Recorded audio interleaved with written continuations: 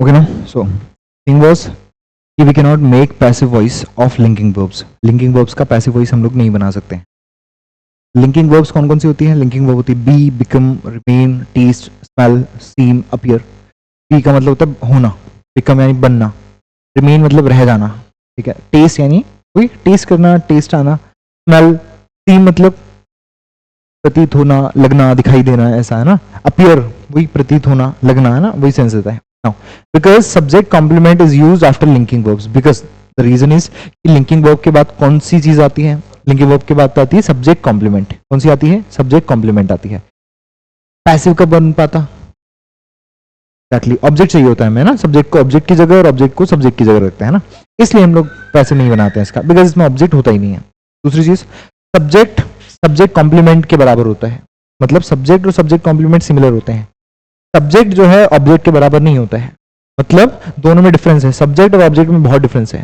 Subject और subject complement similar होते हैं, लेकिन सब्जेक्ट और ऑब्जेक्ट में डिफरेंस होता है. दोनों इक्वल नहीं होते हैं, इसलिए हम लोग इसको पैसिव नहीं बना पाते. तो इतना सा याद रखना है कि जब भी हम लोग लिंकिंग वर्ब की बात कर रहे हैं तो उसका पैसिव इसलिए नहीं बन रहा है बिकॉज उसमें ऑब्जेक्ट नहीं है. That's it. देखो, the juice taste delicious.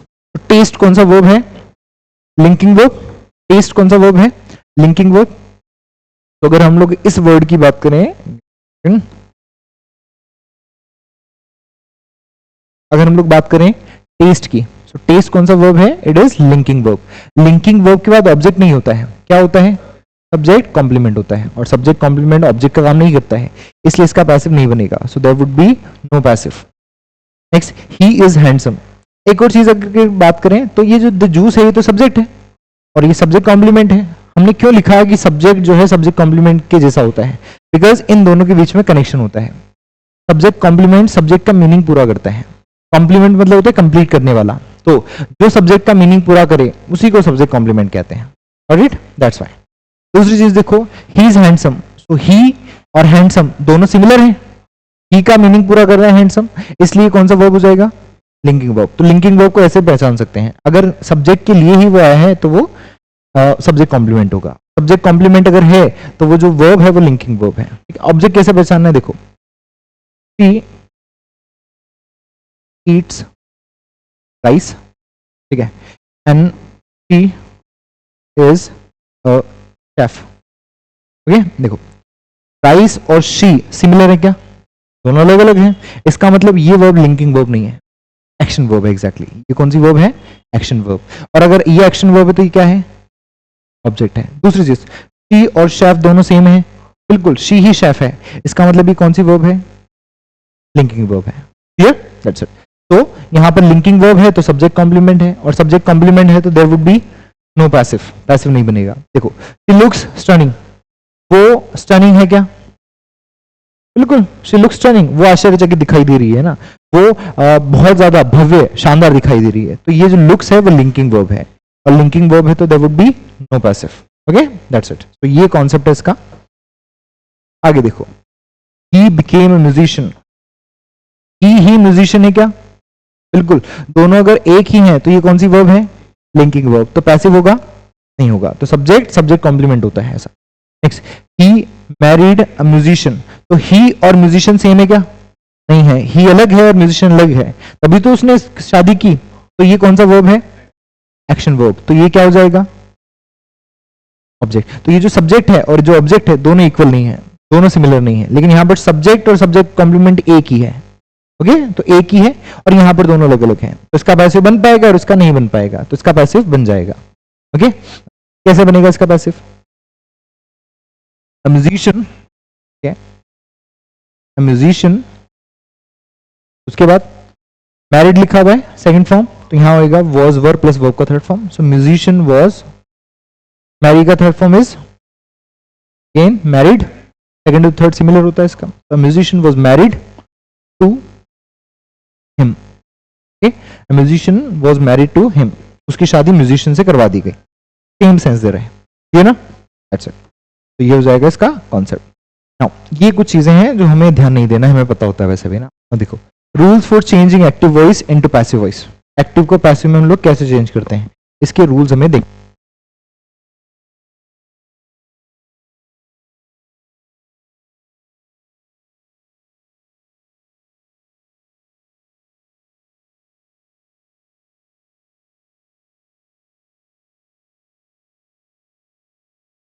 So rules for changing active voice into passive voice, ठीक है, एक्टिव को पैसिव में हम कैसे चेंज करते हैं, विल सी सम रूल्स।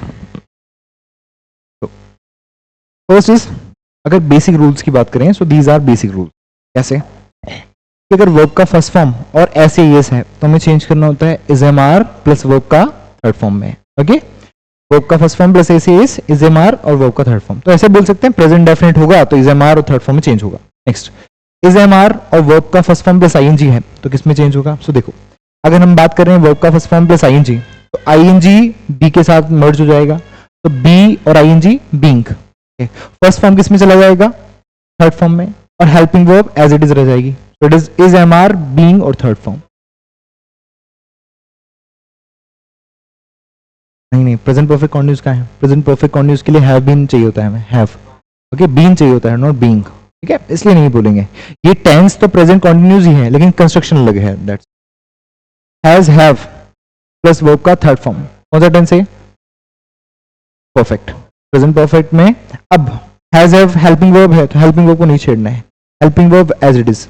अब यहां देखना है मेन वर्ब कौन सा फॉर्म में है, थर्ड फॉर्म में है, तो बी का भी थर्ड फॉर्म आएगा, बी का थर्ड फॉर्म क्या हो जाएगा, बीन, और वर्ब का थर्ड फॉर्म आएगा मेन वर्ब का। देखो, has, have, been first form और आईएनजी, ठीक है। Now has, have as it is, no change, been भी एज इट इज आएगा, यहाँ पर फर्स्ट फॉर्म और आईएनजी है एग्जैक्टली, और आईएनजी बी के साथ हो जाएगा, so there is been, being और थर्ड फॉर्म। अब एक और चीज देखो, यहाँ पर एक बीन भी है और बीइंग भी है, दोनों बी के ही वेरिएशन है, दोनों किसकी वेरिएशन है, बी की वेरिएशन है, इसलिए इसका पैसिव नहीं बनता है। There is no passive for this construction, इसका लेजिटिमेट पैसिव नहीं बनता है, ठीक है। थियोरेटिकली अगर बात करें तो पैसिव नहीं बनता है क्योंकि दो बी की फॉर्म्स है, तो इनवैलिड हो जाती है। बट यूं है कि हम लोग अगर एग्जाम में आता है और सारे ऑप्शंस में कुछ ना कुछ बनाया हुआ है तो हम लोग इसको मार्क कर सकते हैं, ओके, इसलिए for the safer zone, otherwise नहीं बनता इसका पैसिव। नेक्स्ट थिंग देखो, वर्ब का अगर सेकंड फॉर्म की बात करें, वर्ब का सेकंड फॉर्म, तो ये चेंज होगा। अब सेकंड फॉर्म है तो बी का भी सेकंड फॉर्म आएगा, बी का second form is was were, so was वर, और हमें इसके बाद एक मेन वर्ब तो चाहिए, तो थर्ड फॉर्म ऑब्वियसली सभी में आएगी पैसिव में। Next, was were first form और आईएनजी अगर लिखा हुआ है तो ये कौन सा टेंस है, past continuous, okay, it is past continuous. तो पास्ट कॉन्टिन्यूस में अगर हेल्पिंग वर्ब है तो हेल्पिंग वर्ब का तो चेंज नहीं करना है, as it is. Now ING जो है बी के साथ चला जाएगा, दैट इज बीइंग, और फर्स्ट फॉर्म का हो जाएगा थर्ड फॉर्म, तो वाज वर, बीइंग और third form, clear. Next thing, कौन सा टेंस, कौन सा टेंस एक्चुअली, ये सेकंड फॉर्म है हैव का, past, third form is perfect, so past perfect, तो हैड तो एज इट इज रहेगा, हेल्पिंग वर्ब में चेंज नहीं होगा, थर्ड फॉर्म बी का थर्ड फॉर्म हो जाएगा और मेन वर्ब का third form. Next, had been, ING, been पहले से है, ओके, और आईएनजी भी बीइंग में चेंज होगा, यहाँ पर हैड, बीन और बीइंग और वर्ब का थर्ड फॉर्म, दो बी है इसलिए इसका भी पैसिव नहीं बनता है, तो there is no passive for this construction. तीन, we have three exceptional case, perfect, perfect, तीनों परफेक्ट का पैसिव नहीं बनता, ठीक है, और एक फ्यूचर इंडेफिनिट का पैसिव नहीं बनता, और फ्यूचर जो है उसके सभी का नहीं बनता है ठीक है, सभी में बी आता है। फ्यूचर में अगर बात करें सभी में बी आता है, सिर्फ इंडेफिनिट को छोड़कर, ठीक है। I show you. नेक्स्ट देखो, विल शैल प्लस वर्ब का फर्स्ट फॉर्म, ये इंडेफिनिट है, इसका पैसिव बनेगा, इसका पैसिव कैसे बनेगा देखो, विल शैल तो होगा, फर्स्ट फॉर्म है तो बी का फर्स्ट फॉर्म और वर्ब का थर्ड फॉर्म, तो ये तो लेजिटिमेट है, बन सकता है, इसका बन जाएगा। क्यों बन पा रहा है, क्योंकि विल शैल दोनों मॉडल हैं, तो इसको टेंस के हिसाब से नहीं बनाते हैं, इसको मॉडल के हिसाब से बनाते हैं। मॉडल बी प्लस वर्ब का third form, for example I can lift this box can be lifted bye me, okay, तो मॉडल के साथ बी आता है, उस लिहाज से बन जाता है।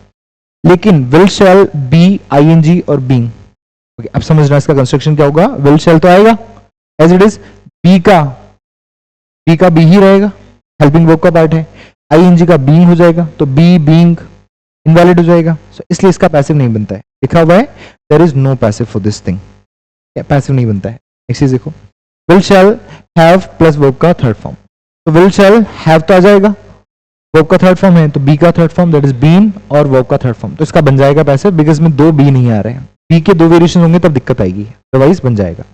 नेक्स्ट, मॉडल की अगर बात करें तो मॉडल के साथ वर्ब का फर्स्ट फॉर्म होता है एक्टिव में, पैसिव में हो जाते हैं मॉडल बी थर्ड फॉर्म। अब क्यों है ऐसा, क्यों है समझना, बिकॉज एक रूल होता है, अगर आपने मॉडल लिखा है तो आपको फर्स्ट फॉर्म में लिखना पड़ेगा, कौन सा फॉर्म लिखना पड़ेगा, फर्स्ट फॉर्म, लेकिन पैसिव में हमें क्या चाहिए होता है, थर्ड फॉर्म। अब इसमें दिक्कत है, तो दिक्कत है तो हम क्या कर सकते हैं, हम यहाँ पर बीच में बी लगा देंगे। अब बी लगाते क्या हुआ देखो, मॉडल, अब बी कौन सा फॉर्म है, बी फर्स्ट फॉर्म है, तो ये तो वर्ब का फर्स्ट फॉर्म आ गया, मतलब इसका रूल जो है वो इंटैक्ट रहेगा, मॉडल के साथ फर्स्ट फॉर्म। और यहाँ चाहिए होता है हमें थर्ड फॉर्म, तो हेल्पिंग वर्ब के साथ थर्ड फॉर्म आ जाता है, बी के साथ थर्ड फॉर्म आ गया, इसलिए यहाँ पर ये कंस्ट्रक्शन बनाना पड़ता है। That is model B plus verb का third form. Okay, this is the construction. Got it? This is the thing. Next, not when we change active voice into passive voice, tense don't get changed. Tense change नहीं करना है, because हम कर देते हैं will का would कभी कभार, लेकिन वो डायरेक्ट इंडायरेक्ट में होता है। ये एक्टिव पैसिव की बात कर रहे हैं, डायरेक्ट इंडायरेक्ट में होता है, एक्टिव पैसिव नहीं होता है वो इसे ना।